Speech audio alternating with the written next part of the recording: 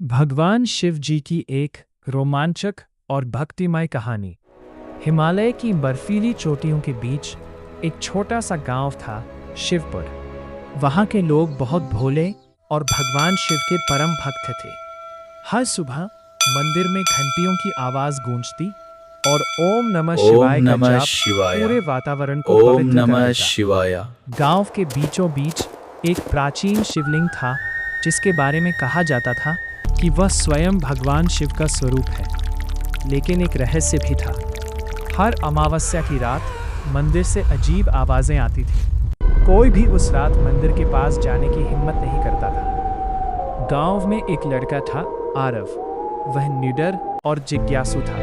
एक दिन उसने अपने दादा से पूछा, दादाजी, मंदिर से रात को आवाज क्यों आती है? दादाजी ने डरते हुए कहा, बेटा, वो काल भैरव का क्षेत्र है। वहां शिवजी अपने भयंकर रूप में प्रकट होते हैं। जो भी बिना भक्ति और श्रद्धा के वहां जाता है, वापस नहीं आता। लेकिन आरव डरने वालों में से नहीं था। अमावस्या की रात आई।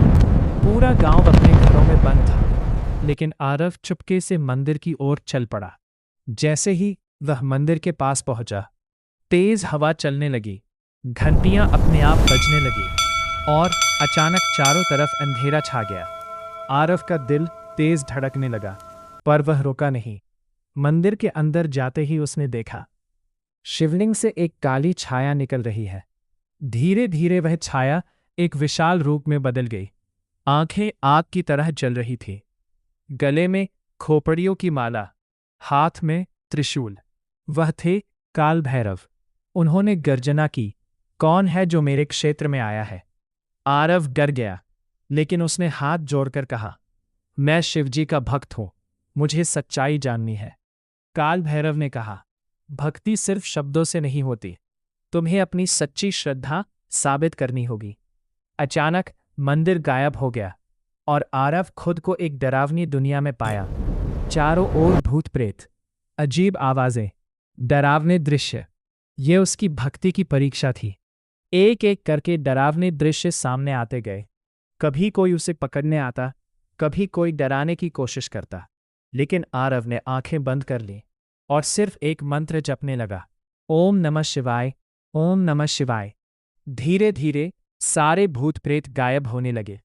एक तेज प्रकाश हुआ और उस प्रकाश से प्रकट हुए जटाधारी, नीलकंठ, त्रिनेत्रधारी, गले में सर्प, स्वयं भगवान शिव। आरव की आंखों में आंसू आ गए। शिव ने मुस्कुराकर कहा, हे बालक, तुमने भय को जीत लिया। सच्ची भक्ति वही है जो डर के सामने भी अडिग रहे। काल भैरव मेरा ही रूप है। वे केवल उन लोगों को डराते हैं जो अहंकारी होते हैं।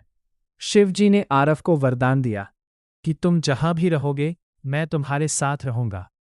तुम्हारा जीवन लोगों की रक्षा और भक्ति फैलाने में बीतेगा। सुबह हुई।